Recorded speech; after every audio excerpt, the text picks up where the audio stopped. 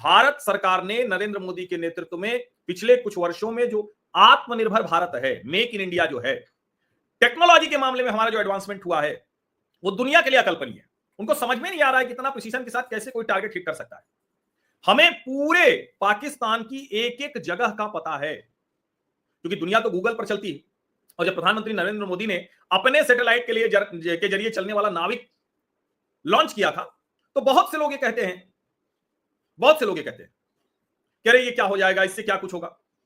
हमने artificial intelligence में जो कुछ हासिल किया है वो कमाल है।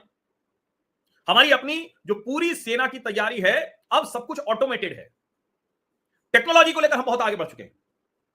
और ऐसा नहीं है, ये दुनिया भर के लोग, हमारे देश के भी लोग, हमारे रक्षा विशेषज्ञ, दुनिया भर के रक्षा विशेषज्ञ अब उसको बता रहे हैं। लेकिन जब डोनाल्ड ट्रंप ने एक पोस्ट कर दिया, तो हमारी जो कम्युनिकेशन स्ट्रेटजी होनी चाहिए थी वो काम नहीं कर पाई मोदी जी।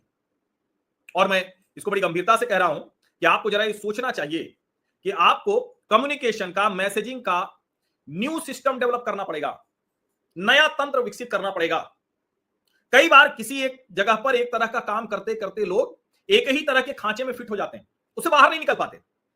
इस सरकार के सूचना तंत्र में भी उसी तरह की स्थिति दिख रही है कि सब कुछ एक खांचे में फिट हो गया है। आपको मैसेजिंग का वो तरीका खोजना पड़ेगा। जब अपना सच बताने की बात है तो वो सच भी है तो सच आपका नहीं जाएगा, क्योंकि दूसरे वाले ने अपना झूठ फैला दिया।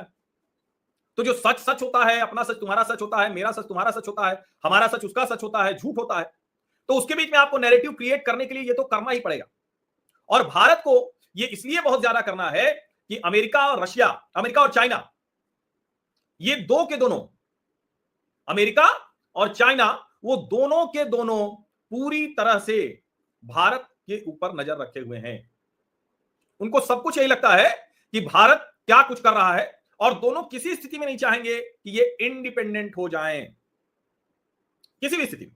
अब मैंने आपको सीएनएन की रिपोर्ट दिखाई थी, सीएनएन, न्यूयॉर्क टाइम्स, बीबीसी और तो और अल जजीरा, फिर से दोहरा रहा हूं, सीएनएन, न्यूयॉर्क टाइम्स और तो और अल जजीरा, उसने भी स्पष्ट तौर पर बताया कि भारत ने जिस तरह से न्यूक्लियर फैसिलिटी को तबाह किया पाकिस्तान के, उसकी वजह से पाकिस्तान भागा हुआ गया। और कई रक्षा विशेषज्ञ, कई बड़े जानकार तो ये भी कह रहे हैं कि अब उसकी न्यूक्लियर कैपेबिलिटी लगभग 0 हो गई। इसको समझिए आप।